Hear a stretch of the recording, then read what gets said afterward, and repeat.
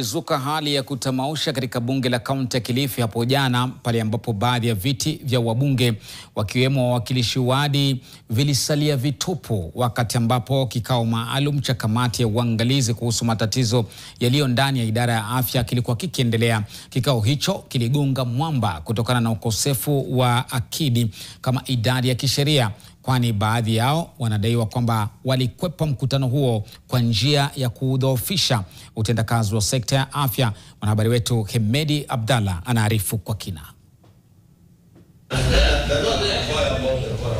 Ndani ya bunge hili viti vikibakia bila wenyeji, waliokuwa wamejitayarisha walifika mapema tayari kuanza mkutano wa kutafuta suluhu kutokana na madhaifu ya kifedha yanayoikumba sekta ya afya ya kaunti hiyo. Siku yenye ambayo tunakuja kuzungumza, kujadiliana na CCM wa afya, wa idara ya afya, zile changamoto zenye ambazo labda wanapitia. Hatuwezi kujua labda ni masuala gani ambao wanapitia yenye ambayo yanafanya uzoretaji katika idara hii.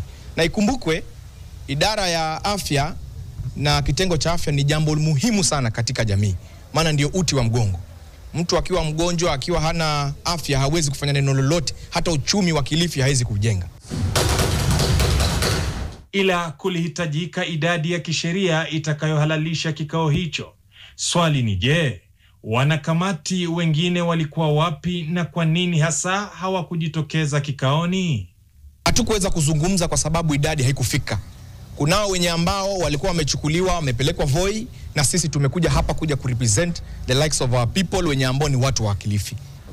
Kuna wale watu wamefanya makusudi ya kwamba watolewe ile idadi ambao wanafaa kuongelea ili jambo. Kama waheshimiwa tunafaa tuwe 17, lakini wakajua kwamba wakikosesha quorum haya maswali hawawezi pewa. Hata chairman mwenyewe wa health committee pia ametoroka, anaitwa Mheshimiwa Zero kutoka Mwanamwinga ward. Hata hivyo ni wawakilishi wadi 15 pekee ndio waliohudhuria, huku wengine 36 wakiwa hawapo, na hivyo kulazimisha kikao hicho kuahirishwa. Kundi hilo la wawakilishi wadi sasa wakipania kumbandua kiongozi wa wachache Tom Chengo kwa liwe liwalo, kutokana na kukithiri kwa mizozo ya kuahirisha vikao vingi kwa dharura zisizo za kimsingi.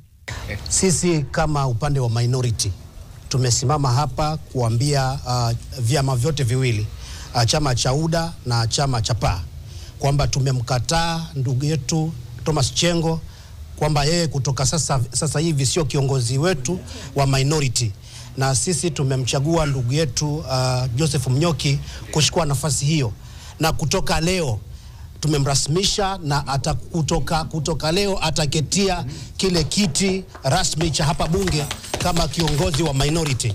Ndugu yetu Tom Chengo, ukija ukiketi hapa tutakung'atua kwa nguvu, kwa sababu umeshindwa kuchukua nafasi yako kutetea watu wa Kilifi. Hemedi Abdalla, NTV.